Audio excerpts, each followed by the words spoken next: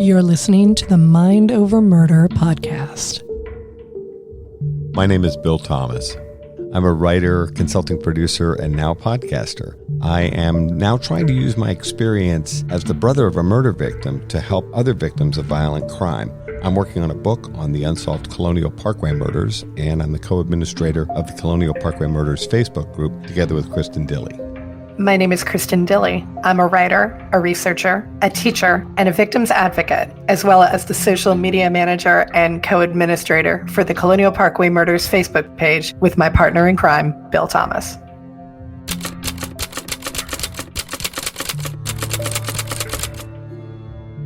Welcome to Mind Over Murder. I'm Kristin Dilley. And I'm Bill Thomas.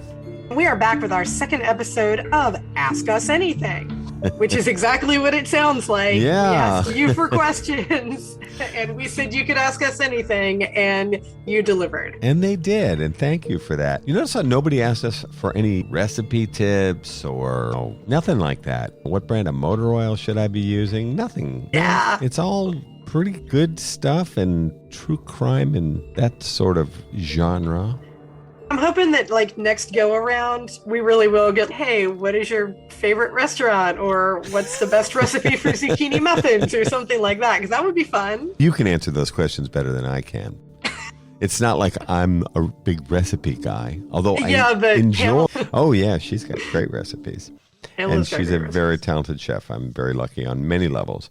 I know you've got some great recipes. And then sometimes you'll even put up on social media like these delicious dark chocolate raspberry banana muffins. Oh my gosh, those look so great. I think I was salivating just looking at the screen. They're very good. They are. Yeah. They're probably the best thing that I know how to bake, and I know how to bake very little. That is the best thing that I know how to make. Well, I'm hoping now we're about to wrap up school for you that we'll have a chance to see one another in the same physical space.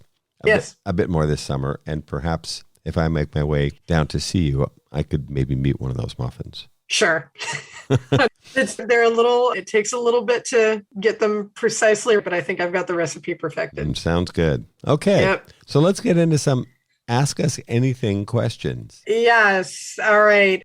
So this one concerning the role of how do you become a victim's advocate? And let me grab a name for this so I can properly acknowledge this person. Okay. So this question is from Laura Beth. And Laura Beth says, I'm interested in becoming a victim's advocate, specifically for domestic violence and coercive control. How can I do that? It's funny. We should probably get Dr. Laura Richards back on the podcast because that's very much her field. I'll answer, and then I very much want to hear what you have to say as well, Kristin. I think most people in the advocacy space, and particularly if you're thinking about victims of domestic violence, which is a critically important area, I think most people start out as volunteers in a service organization that help victims of domestic violence. A counseling agency or something like that would be my inclination. We could ask Laura Richards when we have a chance to talk with her, but I think that's where most people would start. No, I agree. I think that's probably your best bet, especially because it can be very difficult to work in this kind of role. And it's important to be able to work with people firsthand and see if this is something that you're comfortable doing a lot, because it takes up, as you and I both know, this takes up a lot of space in your head, in your heart.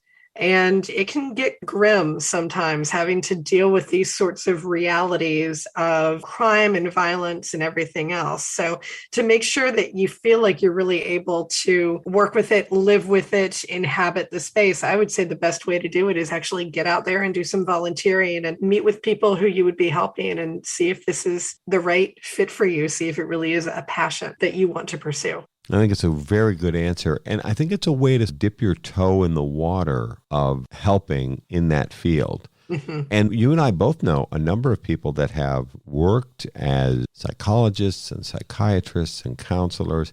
It isn't something you can necessarily do forever. Some people have the eternal strength and fortitude that is necessary to stay strong yourself and to help others.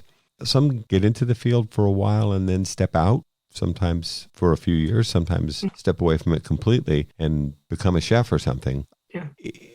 these are very challenging roles. And we've talked to law enforcement people as well. Think about, who do you call or who should you call when there's an incident of domestic violence? The first responders are almost always police officers. And the stuff that they see, it's so disturbing and difficult. And we know from the law enforcement people we've met with and interviewed on the podcast and just gotten to know, it's a really difficult role for anyone to provide assistance. But I think the volunteerism route is a good one in terms of 100%. And the need, I think, is there in probably every community in America and across the world. And to that end, talking about the fact that sometimes you just have to step away from things like this, that actually gets right into our next question. And this is a question from Julie. And Julie was actually the very first person who asked a question for Ask Us Anything. Yeah. And it was a great question. I was like, man, we're getting it hit right out of the ballpark, right out the gate. This is wonderful. So Julie asks, how do you decompress after researching some of these cases? And have either of you ever felt like walking away for your own mental health and happiness? I remember when we saw this question, when you put out the question to our listeners, hey, nothing's off limits. Go ahead, fire away. And Julie hit us with this question. And I thought, man, I hope they're not all going to be this heavy. This is a hard one, Julie. I don't know that I do it as successfully as I would like to. I think if I'm honest with myself, I think the Colonial Parkway Murders, my sister Kathy and Rebecca Dowski's murder in particular, weighs incredibly heavily on me, probably even more than I admit publicly. Yeah. It's very rare that when I wake up early in the morning, sometimes before the alarm goes off, it's the first thing I think of. Yeah. And there's a lot of stuff going on with the Colonial Parkway Murders behind the scenes. And there's a significant amount of push-pull right now with the FBI in particular that we're not free to talk about at this point. I hope we will be if things begin to move forward again. I don't know if I really successfully decompress in the way that I should. Right. I know I've said this on the podcast before. I consider myself a joyful person. I've also admitted at times that in these 35 years since my sister was murdered, even at the most joyous moments of my life, if I wanted to, I could bring myself all the way down to the darkest places in my soul or whatever, just by stopping and being quiet and thinking about it and thinking about the loss of my sister, Rebecca Dowski, and these amazing young people, at least 8 that we lost in the Colonial Parkway Murders. So that means I've been married at a wedding or my son's birth or a birthday party or whatever, those moments of joy. If I chose to, and I'm not saying I do, I have done it. Something triggers a memory or whatever. I don't think I'm really successfully managing that compressing that Julie's talking about. That's something I think I need to try to address.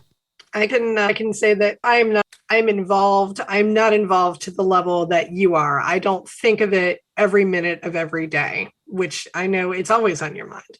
But I think about it a lot. I think about this case. I think about everything that I've read at some point or another about some case is always circulating back here. And so things do come up. If I'm on my way home on the Parkway, for example, I may not just be thinking about the case. I may be thinking about Golden State Killer or something like that. Or I may be thinking about Lynn or a bunch of other cases. I feel once you have all this stuff in your head, it lives there rent free. And I'm to blame for that because I give it permission to live there rent free. But it can be hard to decompress and get away from this because you're never really away from it. The first time that I saw some of the crime scene photos. Yeah. In Kathy and Becky's case, I burst into tears. Yeah, understand. I don't think I was on the phone with you. I hope I wasn't. But I burst into tears and I had to be away for a while. I had to go be someplace else entirely to get out of my own head about it because I knew that image was never going to leave me. Those images were never going to leave me. And they're there. Yeah. I know they're there for you too. Yeah. I feel like once you have seen some of the things that we have seen, you're not able to ever get away from it 100%. I do have to get away from it. I have a whole other job and a whole other life. And a lot of the things that I end up having to do to get crime scene photos out of my head is I have to go for a run or a walk. If I need something that has absolutely zero things to do with crime, I'll turn on like Downton Abbey, because that's one of my favorite period dramas. Or before I was a fan of CSI and Profiler in Criminal Minds, I was a huge Star Trek fan. I freaking love Star Trek. So I'll turn on Star Trek because they don't have, I'm not going to say they don't have crime in the 24th century, because they do, but not our type of crime. It's Klingons and It is very different from the sort of nitty-gritty true crime and crime-adjacent fiction media. I'll turn on something else. I have definitely learned over the years that laughter is some of the best medicine that you can give yourself. And so I have a whole row of DVDs that I call the Depression Busters DVDs. Ah, okay. And it's episodes of Whose Line Is It Anyway, which I loved when it was on the air. And it's Robin Williams stand-up comedy, because I love Robin Williams. Oh, me too. Yeah. And it's really funny 80s and 90s movies. I can recite word for word Ghostbusters and Ghostbusters 2 in their entirety. Like, I could do the script from memory right now. That's what I do to decompress, is I watch funny things. I go for a run. I have a heavy bag in my garage. And if I'm having a really bad moment, I will go out there and throw punches at that thing. You have to be able to decompress. That's some of the ways that I do it. And as to, have I ever felt like walking away from my own mental health? Yeah, I've thought about it, but I couldn't live with myself if I did. I'm in it until this case is solved, in it to the bitter end, because you are. I've thought about it. I've wondered. My family has worried about this over the years. In recent years, they've come around quite a bit, and they're very supportive of what we're trying to do. But I remember 5-6 years ago, maybe longer, my brothers being very concerned and using words like obsessed and stuck. I think they're starting to see that we're seeing some forward progress again, and that gives them reason for cautious optimism, I think. Sometimes I'm shocked by the level of emotion. I'll give you an example. This morning, I put on music, and I was using Pandora. So it's going through my phone into the computer, into a very nice audio system I have here in the office, some of which I think is visible to you when we're talking on the podcast. Yes, I can see it. Got all this audio gear. And a song came on by a wonderful singer-songwriter who's from Massachusetts. Her name is Cheryl Wheeler. And she's written a bunch of hit songs, mostly in the country genre, for other artists. But she's a very successful working acoustic artist. A song came on, and it was more or less in a random rotation, but it's a song called Further and Further Away. I was getting into my day. We'd had breakfast together, Pamela and I, and we discussed what we were working on today, which we do every morning. And she was going upstairs to her art studio, and I was coming in here to the library to work on the podcast and other stuff. I had some sort of quiet music on in the morning, and that song came on, and it just hit me. It's all about, it's a little hard to say whether Cheryl's singing about a romantic relationship. It almost sounded like something like a sibling type relationship, or back from when we were kids. And she sings about how you knew everything, which is how I felt about my older brother, Richard, who's 3 years older than I am and a big influence in my life. And Cheryl sings about these memories feel like they're moving further and further away. She uses beautiful imagery in her work, and it just, the level of emotion that I felt, I was just settling into my work day. Pamela was just heading upstairs with the dog to do her artwork, and so I had the place to myself. And this song just hit me. And so that reminds me sometimes of the level of emotional commitment that I have to this case. So I found myself hitting repeat and playing the song 3 times and just listening to the lyrics. And then when I got to the 3rd time through, I thought, okay, I can't. Time to move on. I could have. Yeah. But I thought, okay, enough about that. Let's let that go. But it's amazing how that reservoir is still there. And something I'd like to continue to work on is trying to find ways to step back and decompress and create some distance. Isn't exactly the word I think the word I'm looking for is balance in terms of things to smile about in my life. So work in progress, shall we say. Yeah, because I have teenage wrangling that I have to do for the bulk of mine, at least for this school year. And if occasionally I have students, and I do have students who listen to the podcast, which actually terrifies me a little bit, they'll come over, I listened to your most recent episode, or can you answer this question for me or something? And I will. But for the most part, my day is school politics and teaching The Great Gatsby, which I did with all of my classes all at once. And so now I've watched the movie 5 times in a row, and I can recite the book in my sleep and that sort of thing. This is you. This is what you have. You have the case and you have the podcast. And I imagine that it would be tough. You don't have teenagers that you have to wrangle. You have a dog, but I don't think that's nearly the same. And we have a 24-year-old son, Chris. He's off working for a law firm and is a busy young adult. He's 24 years old, so he's got his own life. Like I said, it's a heavy question, and it is one I think that needs to be addressed a bit further. So we do have one other question before we get into Colonial Parkway specific stuff. And I'm just thrilled to be able to answer this one. And that is from Debbie, who asks if we're going to be at CrimeCon in September of 2023. And if so, can she meet us there? And the answer to that is yes to both. We will be at CrimeCon, and absolutely, you should come meet us and come to our booth, and we will sign autographs and do selfies and all that fun stuff. Absolutely. No, please come to CrimeCon. It's going to be in September 2023, which sounds very far away and probably won't when it gets here.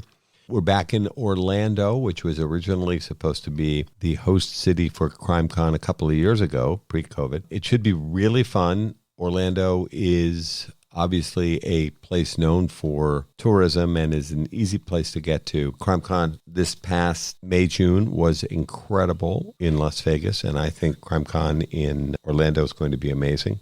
So we're absolutely planning on being there. We'll be there with Mind Over Murder, and we'll be on Podcast Row. We absolutely encourage everybody to come, and we would look forward to meeting you there.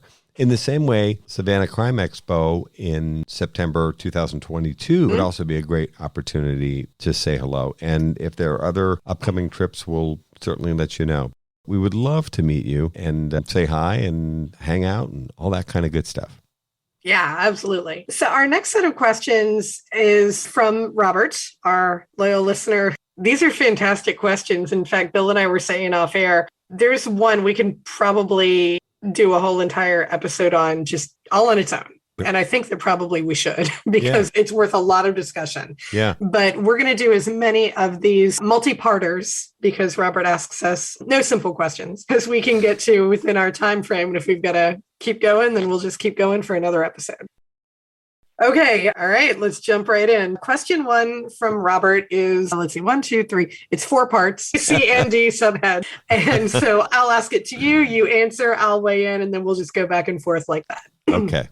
So question 1, what does your gut tell you about A, how the Colonial Parkway murder cases will likely be solved and when? We'll go ahead and start there. Wow. That's a heavy one. It has always been problematic, I think, because heck, I was hoping we were going to solve this thing 2 years ago, and it's just turned into this very, very drawn out thing. And I feel like we're constantly pushing the FBI to move forward. When is very difficult. How I think the case can be solved is through forensics. There are tons of people who are potential suspects in the Colonial Parkway murders, 150 plus persons of interest in this case. I joke sometimes, only half joking, that I feel like I know many of them by name. I don't know if I know 150. A lot of the people whose names come up are people that we've studied and are familiar with. As law enforcement has told us over the years, there may be 150 persons of interest in the Colonial Parkway murders. That doesn't mean they're all on the short list. Right. There's probably 10 or 15 names on the short list that is the likely list. And what FBI and Virginia State Police and other investigators have told us is that the other 135, let's say, are on a less likely list. No one is cleared in an unsolved homicide until the homicide is cleared. But I think of the 10 or 15 people who were on the list, someone could be moved into the lead slot, but I think it's going to take a breakthrough in forensics to get us there. When that's going to happen, I really couldn't say, because it's not a timetable that we have much control over. We're constantly pushing the FBI. Have you tested this? Have you retested that? What are the results? At the same time, we have this very frustrating sort of hamster wheel going on, where when we send evidence in to FBI Quantico, it can take as long as a year to get results, which I think is completely unacceptable. I say this as a citizen, as a taxpayer. I can't believe, even though I understand we're a cold case, and I understand that there are cases where people's lives are in jeopardy at this moment, a kidnapping, a murder case. I understand those cases, those hot cases, are going to take precedence over our cold case. What's not acceptable to me, though, is that FBI Quantico is so backlogged that it will take them a year to give us test results. That is unacceptable. You're listening to Mind Over Murder. We'll be right back after this word from our sponsors.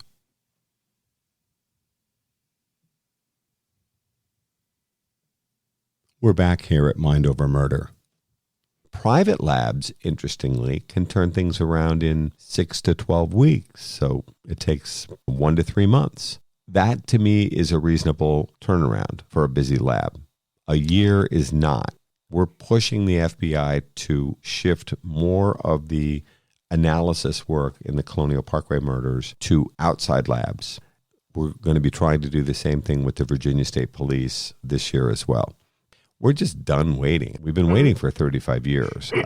I've said on the podcast before, we've said through gritted teeth, no one's been waiting in this line longer than the families in the Colonial Parkway murders. And that's pretty much true. Yeah. So that part's very frustrating. The when is a very difficult part of that question to answer. I agree. The when, I kind of joke, we're on FBI time now, and FBI time is not even remotely the same measure as other people's time. The FBI, I think, is excellent at giving you information when they want it or not, depending on how they feel about you on any particular day. And the FBI can move like lightning when they want. We've seen it. Bill and I referenced a tip in our last episode about tipsters and citizen sleuths. When they have something compelling and they want to move on it, they will go like that. It's crazy. They can also slowly creak along, much like a wagon wheel turning in a rut in the desert. So I think the when is going to be whenever the FBI damn well feels like it. Unfortunately, I hate that that's where I am, but I feel like the FBI is going to solve it when they feel damn good and ready to. That's cynical of me. And it's entirely possible that if you catch me on a day when I'm not exhausted, I will say something entirely different. But right now, I feel like we're on FBI time and they'll solve it when they want to. And I do agree with Bill that forensics are going to be what wins the day here. Some massively intelligent people have looked at this case already. We've had profilers look at it. We've had just every deeply intelligent human being who can take a look at this case has looked at it. And I think if there was anything there other than forensics that would have solved the case, it would have been solved already. I think that what's going to win the day is going to be the forensic analysis. But of course, as Bill has already said, much better than I am right now, that all goes back to when the FBI can actually get the work done. And they can't in a timely manner, not if we're relying on the Quantico lab. We know the Quantico lab is one of the best in the country. We get that. We acknowledge that. But they're not spitting out results fast enough. It's my hope that at some point or another, the FBI will acknowledge maybe it would be better to send this out to a private lab. We hope it will be our friends at Othram, but really we would accept any place at this point that is willing to do the testing. And I'm hoping that the forensics are going to solve it and that it will be sooner rather than later. The one thing that does give me hope, though, is that many of our experts, FBI, Virginia State Police, forensics experts, have told us repeatedly this is a solvable case. Yeah. So it's just a matter of getting the time, attention, and resources that we need in order to solve the Colonial Parkway murders. So it can be done. I don't know when. Yes. But it can be done. Okay, subhead B for Robert's question. What does your gut tell you on who the likely perpetrator or traitors are in these respective cases? Or what type of profile of a person committed these crimes? Are there any top suspects that stand out to you? I'm not identify people by name. No, I don't think we want to do that. No. That would not be smart. No, nope. In terms of where I am in June 2022, and remember, there's a lot of stuff about this case that I know about, and there's a lot of stuff that I probably don't know about. As we've talked about many times on the podcast, the FBI is very big on asking questions. They're not very big about answering questions. So there are things that I'm sure they know about this case that they have not shared with us. I think that the people that are on that short list, I think it is likely that the murderer is on that short list. I think I have a pretty good idea who the offender is in Kathy and Becky's part of this case. I am not of the opinion that all 4 of the double homicides in the Colonial Parkway murders are necessarily related. As a matter of fact, my instinct and years of study of this case, I think incident number 4, Phelps Lauer, that's the one on Interstate 64. I don't think that one's related to the others. Agreed. Our current FBI agent and I have not competing exactly, but we have different theories about whether or not the first 3 incidents in the Colonial Parkway murders are necessarily. She has a theory. I have a sort of competing theory, but actually my theory and hers don't preclude the other. Our observations, potential theories could be true at the same time. They don't cancel each other out. I think that it's extremely likely that the offender, certainly in Kathy and Becky's case, is someone who is known to us. The FBI maintains that he listens to this podcast and reads our interviews and watches our television series and knows who we are. I can't be alarmed about that. If you're listening, we're coming for you, I guess is my message. But we've got to be able to prove our case. And ultimately, this would transition to being something that would proceed in a court of law. We're not there yet. There'd be a lot of additional work that would need to happen in order to get us to that place. I think the offender is known to us. I think I know who killed Kathy and Becky. I think I actually know who killed Anna Maria Phelps and Daniel Lauer in incident number 4. And I believe those are separate individuals, if I'm not being clear enough. Where things get a little murky for me is in incident number 2, Robin Edwards and David Knobling at the Ragged Island Wildlife Refuge, and incident number 3, the disappearance of Keith Call and Cassandra Haley back on the Colonial Parkway. Those ones get murky for me. I can see how they might be related to Kathy and Becky's murder. The FBI certainly seems to think that. That's where my gut is now. And I think if any incident is going to fall off the table, it's Phelps Lauer incident number 4 at the rest stop on Interstate 64. I think that one's a robbery gone bad. I'm with you on that one. Because Bill and I have worked together for so long now, and we discuss this ad nauseum. A lot of what Bill has had to say, I'm just going to echo here. And because he said it better than I can, I'm not going to put a wholesale ditto on everything that he said. I would like to, but I'm not going to. But yes, I agree. Phelps and Lauer, I think that's a case that's going to fall off the table at some point or another. I do not think they're related. And the person who Bill thinks committed that murder, I also believe to be the person who committed that murder. Can we prove it? Not unless the Virginia State Police really works a little bit harder on this case than they already are. I also think the Virginia State Police know who committed the Phelps Lauer murder at the rest stop or at the Hunt Club, which is where the bodies were found. Yeah. I think they know who killed them. I don't think they've worked that case hard enough. Yep.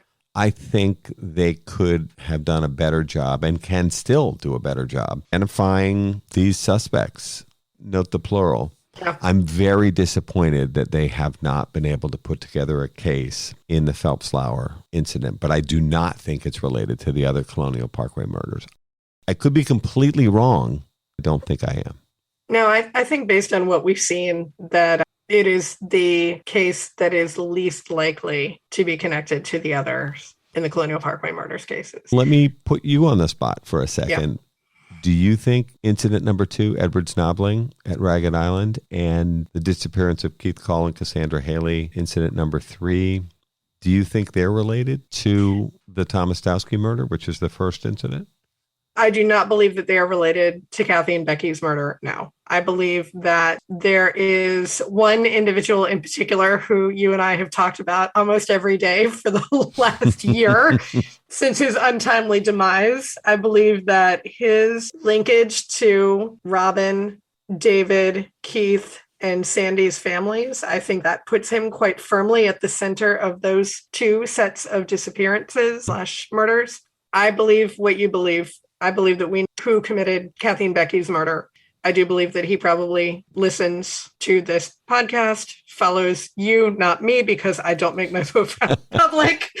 My profile is private, which incidentally is why if people send me a friend request, I very likely am not going to friend you. I just don't, I'm not going to do that. My profile stays private. It's friends only. Yeah, I believe that this person knows who we are, follows the coverage on the case, probably enjoys the coverage on the case, watched the TV series, probably listens to this podcast, and I hope he's afraid. I hope he knows we're coming for him. I hope he does. Yeah, we'll see. I think that he thinks he's much, much smarter than everyone else. He's gotten away with it for so long, but we've seen a lot of other cases solved in recent months and years. It can be done. It can be done, and I think it will be. So we've already covered part C, subhead C of Robert's question, which is personal working theories on what has happened in these cases. Yes. And again, Bill and I are very much of similar mindsets on these cases because this is what we talk about pretty much all the time.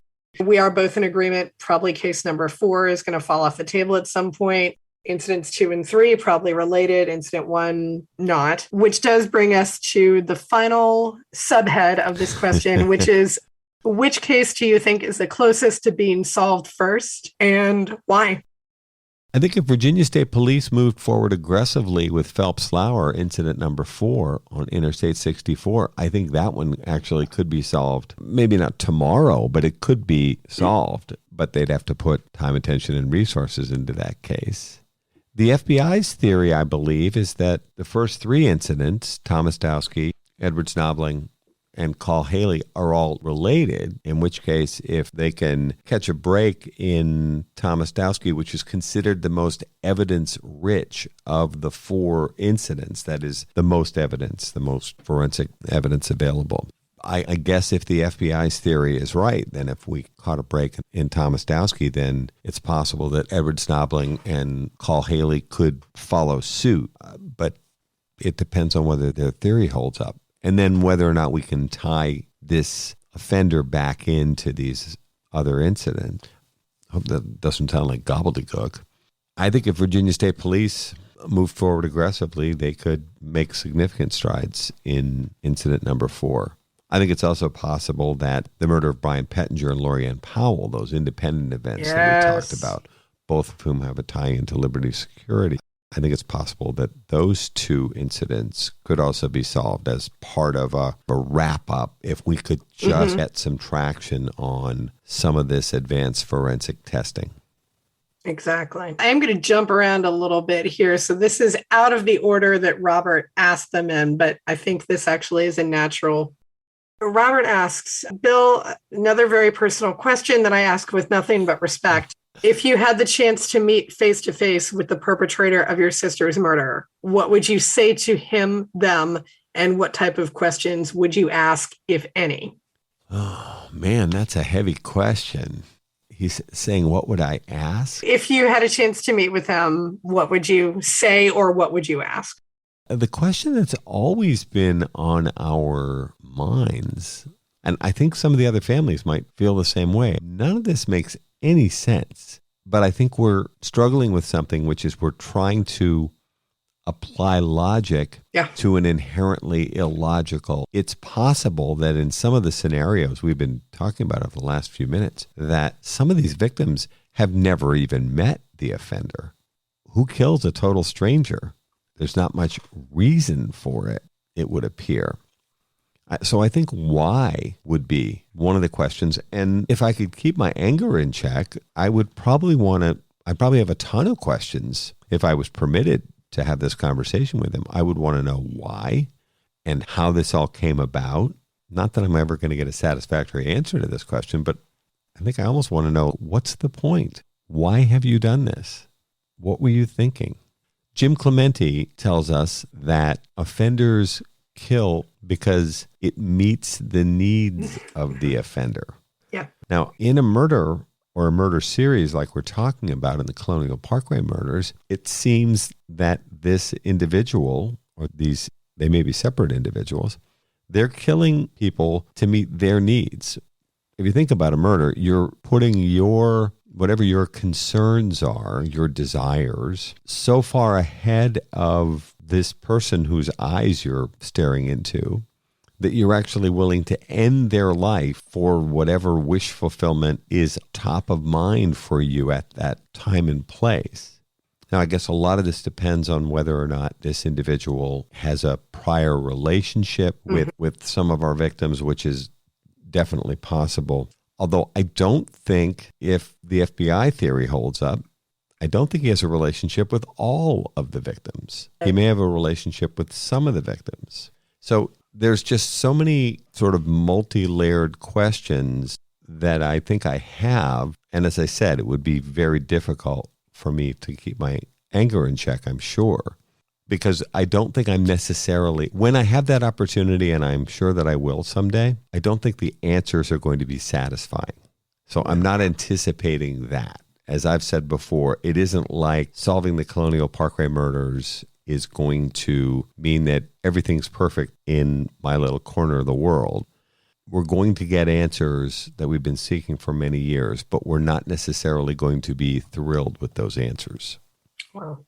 We still have so many excellent questions to go that we're going to turn this into a third episode of Ask Us Anything, which is also going to give people time to get in yet more questions if they have more. We will pose another Ask Us Anything question out there in the world of Facebook and Twitter and Instagram. And anyone who has not had a question answered but wants to ask one, you can just put that right in the comments section and we will make sure to get to it on our next go around. Until then, this is another fun-filled, scintillating, amazing episode of Mind Over Murder. We thank you so much for listening. And we hope you tune in next time.